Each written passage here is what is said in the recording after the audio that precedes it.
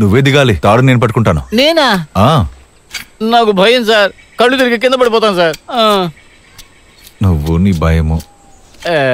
నిజం చెప్తున్నాను సార్, దాంట్లోకి చూడడానికి భయంగా ఉంది సార్. కళ్ళు తిరిగి నూతులో పడిపోతాను సార్. సర్లే నేను దిగుతాను, కానీ గట్టిగా పట్టుకోవాలి. మనిషి అయినా సరే మృగమైనా సరే మా నాన్న అయితే పట్టేస్తాడు. చూడండి సార్, కొన్నాళ్ళకు ముందు ఒక దుష్టుడు పట్టుకున్నాడని చెప్పాను కదా, ఆవిడెవడో తెలిసినా? ఎవరు? ఆ నూలను ఉన్నాడు కదా, ఆ నూలను వాడి మావయ్య. ఈ రోజు నేను లాడ్జికి వెళ్ళినప్పుడు నా పేక పట్టుకుని పిసిగైపోయాడు. ఓ అలాగా.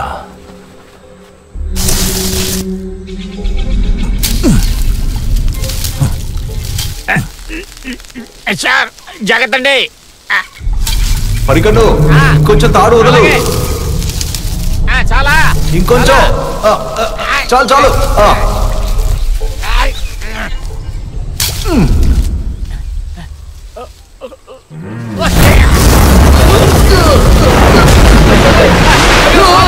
అయ్యో సారు, సారు, అమ్మా సార్ నూతులో పడిపోయారు.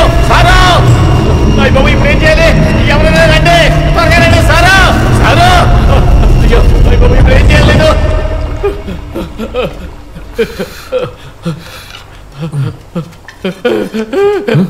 మా సార్ నూతులో పడి చచ్చిపోయారు.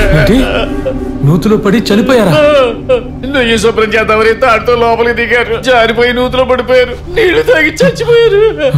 ఇప్పుడు ఏం చెయ్యాలి భగవంతుడా? నేను అప్పుడే చెప్పాను ఆ ఇంట్లో ఉండొద్దు అని. పాపం సారు, సార్ నూతులో పడ్డప్పుడు గాజుల శబ్దం వినిపించింది. అమ్మగారు కనపడలేదు, నేను చాలా సేపు పిలిచాను. అమ్మగారా? ఏ అమ్మగారు? భార్గవి అమ్మగారు, సార్ ఆవిడ గారు. మీరు చూసారా? మరి చూశాను కదా, నేను వచ్చినప్పుడు ఆవిడ ఇంటి బయట కూర్చున్నారు.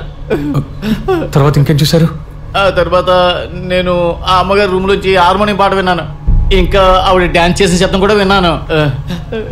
ఇలా చూడు, ఆవిడ సార్ భార్య కాదు. మరి ఎవరేంటి? అది బావిలోకి దూకి చనిపోయిన భార్గవి ఆత్మ.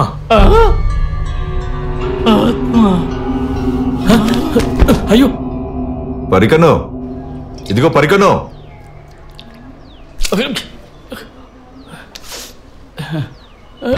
అయ్యో సార్ ఆత్మ. అయ్యో ఇదంతా నీ భ్రమ, నేనేమి ఆత్మ కాదు. కాదా? అరే నాకేం కాలేదు కదా.